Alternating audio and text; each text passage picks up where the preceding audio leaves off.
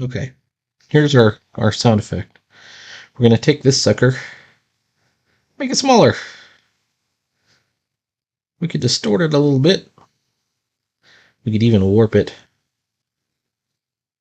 Let's pinch it a little bit and move it around. I think we're making it too big again, so let's crash. We want to avoid tangents. Okay, looks pretty good. The only thing I don't like about it is its solid color. So what we're going to do is we're going to take this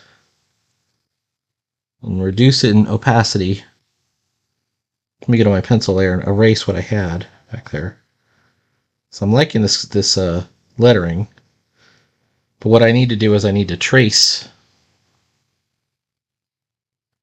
I need to trace my fountain maker. There we go.